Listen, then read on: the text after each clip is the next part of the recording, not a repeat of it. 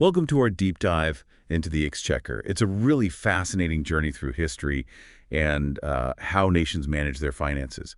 Before we jump in, though, I highly recommend checking out LearnXYZ-In for some really great articles. All right, let's dive in. Imagine a system so old it used a chessboard for calculations. Well, that's the Exchequer, and its influence is still felt today around the world.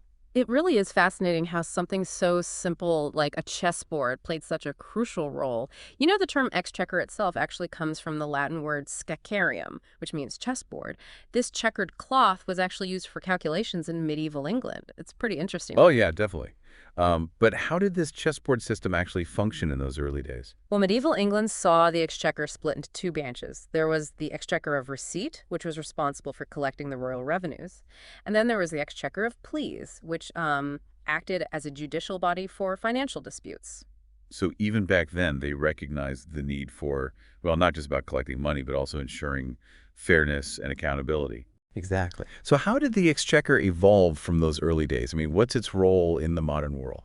Well, as parliamentary democracy kind of gained traction, the exchequer's role in financial oversight grew significantly, and then the Bank of England was established in 1694, and that further solidified its authority.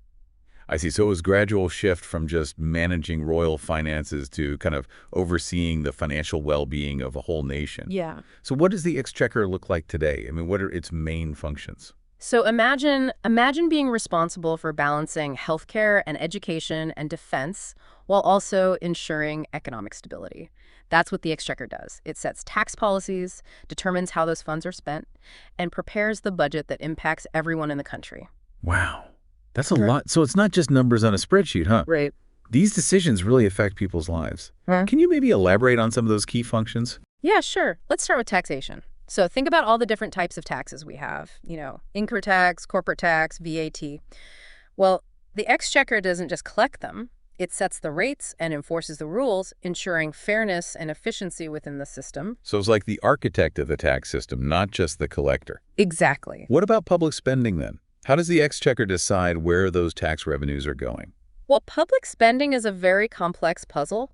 The exchequer has to kind of, weigh the needs of various sectors like healthcare, education, defense, and infrastructure.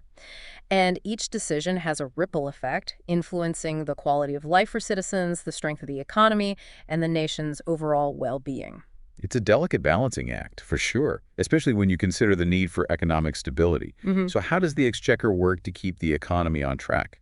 Yeah, well, economic stability is crucial for any nation. The exchequer tackles inflation, which can erode purchasing power, and manages interest rates, which can affect things like borrowing costs and investment decisions. And they keep a close eye on employment rates, striving for a healthy job market. Each of these factors plays a role in shaping economic growth and overall prosperity. It's amazing how all of these seemingly separate areas are all interconnected. And of course, we can't forget about managing national debt, which I imagine could be a pretty daunting task. For sure. Imagine juggling national debt while also trying to meet the needs of a diverse population. That's what the exchequer does. And countries borrow money just like individuals, so managing that debt responsibly is crucial for maintaining financial stability. The exchequer needs to make sure that debt levels remain sustainable and don't cripple the economy. It's like a high-stakes game. How does the Exchequer make sure that all these crucial functions are carried out responsibly? Well, transparency and accountability are paramount, especially when you're dealing with public funds. So financial auditing plays a crucial role. The exchequer acts as a watchdog, monitoring public expenditures and ensuring that funds are used for their intended purposes. This helps build trust between the government and its citizens. It's good to know that there are mechanisms in place to prevent misuse and ensure accountability. What happens if the Exchequer finds itself in a situation where it's just, really tight on funds? What are some of the potential consequences? That's a really important question. An exchequer facing a shortage of funds can have a huge ripple effect across the entire nation. You could see things like cutbacks to essential services, or government employees might experience salary delays. Even the value of the national currency could fluctuate.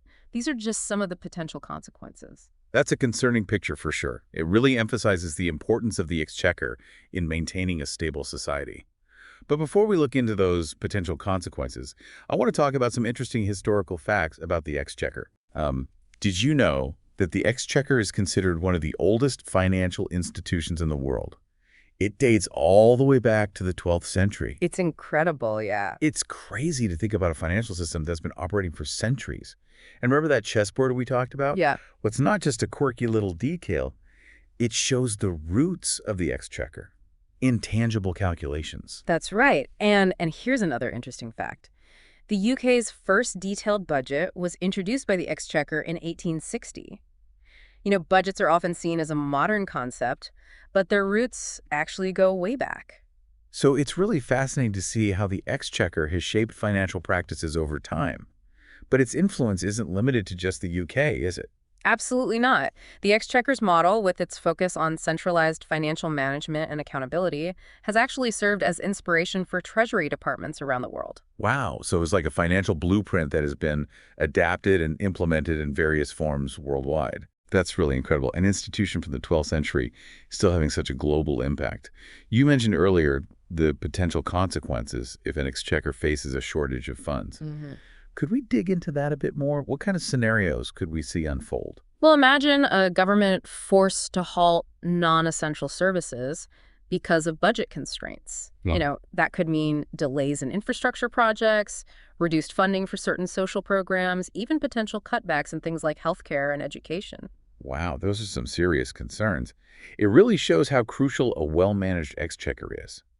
Could a financial shortfall affect government employees too? Oh, absolutely. Government employees depend on a stable exchequer for their salaries and pensions. So in a situation where funds are tight, there could be delays in salary payments or even pension shortfalls. And that would lead to, financial hardship for those individuals and families who rely on those incomes. Yeah, that's a tough situation to be in. Mhm. It's easy to forget that behind all the numbers and policies, there are real people whose lives are directly impacted by these decisions. Yeah. Are there any wider economic repercussions that we should be thinking about?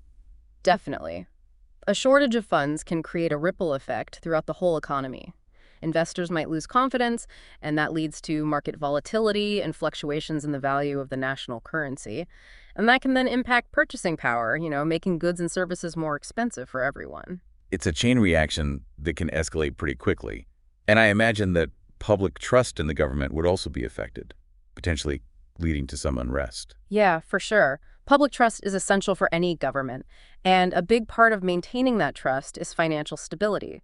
If people think that their government is mismanaging funds or can't meet its financial obligations, well, that can really erode confidence and lead to dissatisfaction.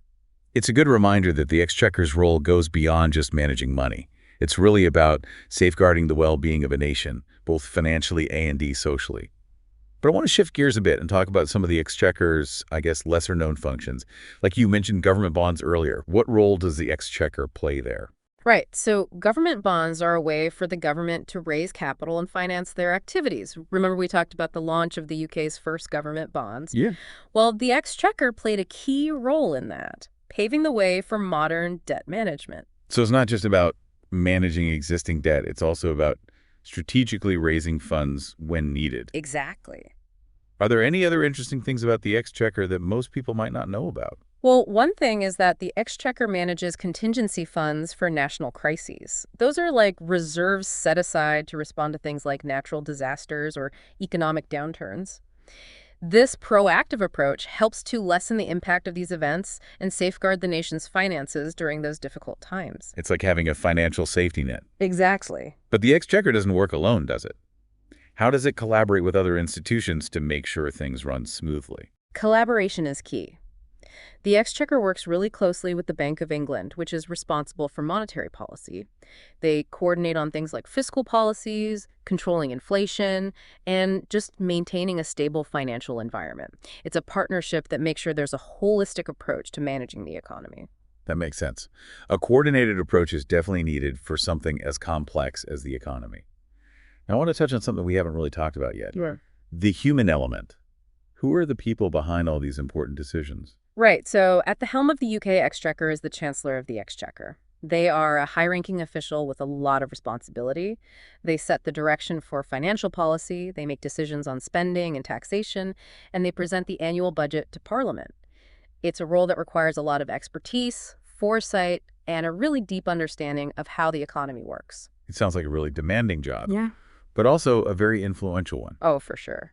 And, we've been mostly focused on the UK Exchequer. Mhm. But it's important to remember that similar institutions exist all over the world. Absolutely. The term exchequer might be most common in the UK, but, the core functions and responsibilities are shared by Treasury departments and finance ministries globally.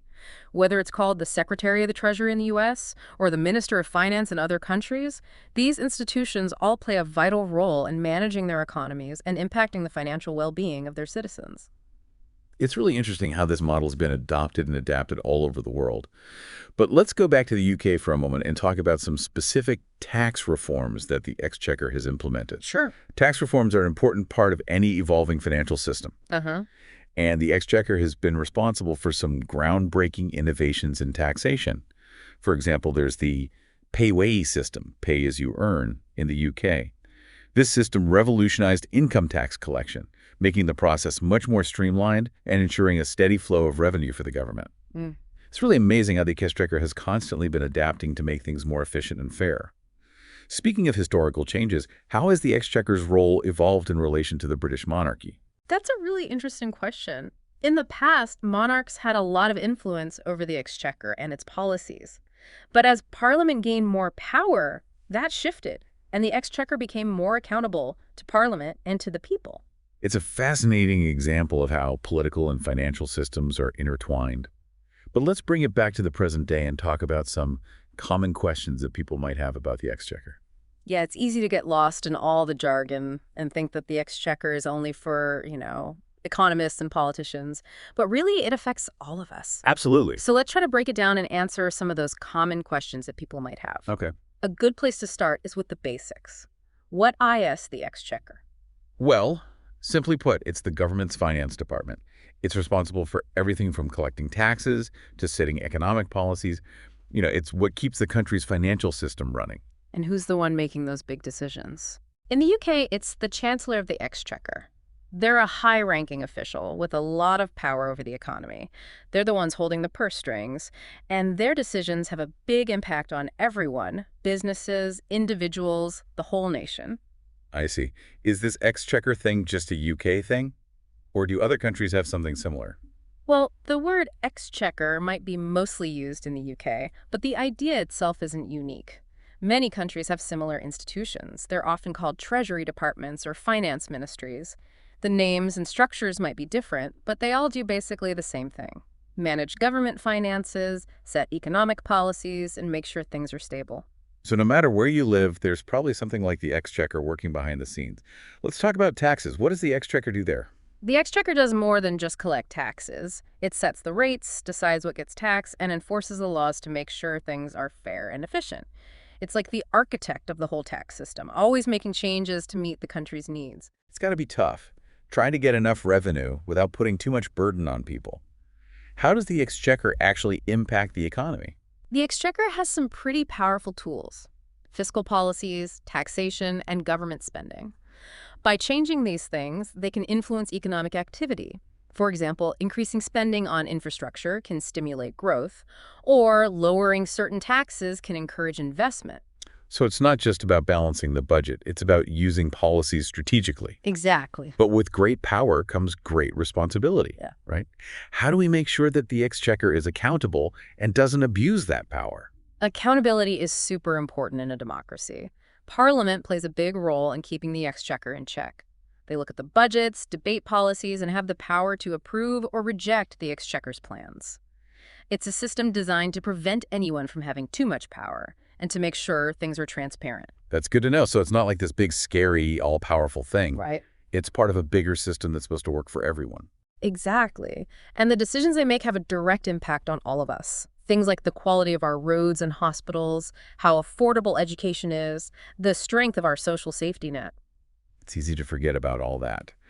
As we wrap up, I want to leave our listeners with something to think about. If you are in charge of a nation's finances, what would be your top priorities?